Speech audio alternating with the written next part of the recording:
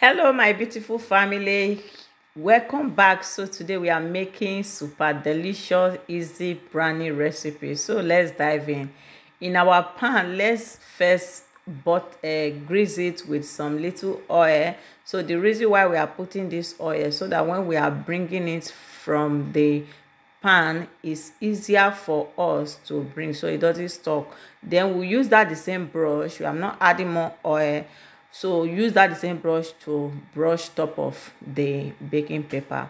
So after we've done this stage, we'll keep it aside so that we'll keep mixing our ingredient.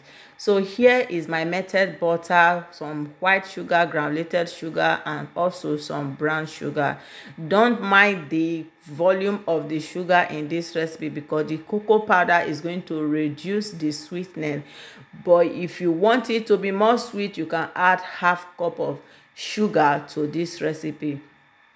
So here I'm adding my room temperature egg and some vanilla flavor, and I will mix it for about a minute just to make sure everything is well blend together. So now I'm done. It's time for us to add our dry ingredient.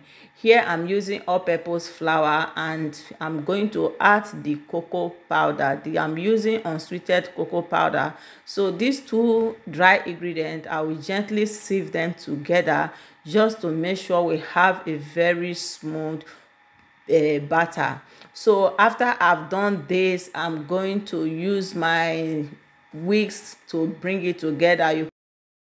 In this recipe, you can use your hand whisk, you can use your stand mixer, and also you can just use your normal whisk to mix it. It doesn't have to be stressful. You just gently making sure everything is well combined together, and you don't need to over mix this batter. That is why you see me, I stop and I'm using my spatula to bring them together. So after I've done this stage, it's time to add my chocolate chips. You can use chocolate bar, and you just cut them into chunks and you add them to your batter. Make sure you fold it inside so you don't over mix it. Now that we have done mixing this process, we keep it aside and bring our pan back. So you see me as I'm just pouring the batter inside.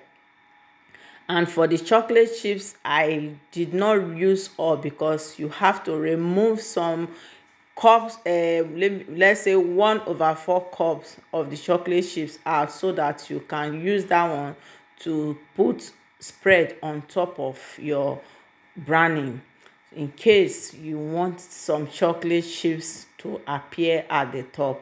So you see me using my palette knife to make sure I bring it to the side of the pan, and also add my extra chocolate chips that I've removed before on top of it. This recipe is very easy and it's so tasty, and also very easy to make at home. So now that we've done it, we'll just take it inside our oven and we'll go and bake it. Here is our finished product that we've baked, and you see how good it's looking, and we'll leave it to cool. After it have cooked, this cooling is going to take us 1 or 2 hours to make sure it's completely cool.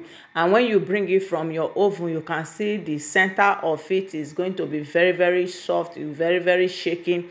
Don't worry, because you don't need to over bake it. The more it stay outside, the more it's going to get cool and harden up. So it's time for us to cut it into the big chunks. Just make sure you cut it to the design you want. If this is your first time, you are seeing my video, you are highly welcome. Here is easy delicious recipe. You can also follow me by clicking on the subscribe button, so that anytime I post new video, you will get notification. And if you are a returning subscriber, thank you so much. Thank you, I love you. And here you see our brownie is ready. And RSP Baking also run an online course where we teach people how to bake the easy way and stop wasting your ingredients every time you want to bake. And now you can also support this page. If you're on Facebook, you can support this page by clicking on this star sign on the top so you can support our recipe baking to create more content. So I love you, and I know my beautiful fans can do this recipe, and if you do it, please always send us photos so that we can appreciate you in this page. And look at how beautiful our brownie is. This brownie, you can store them in your fridge and also bring them out whenever you want to use them, and they can take up to a month in your freezer. I will see you in the next video. Bye.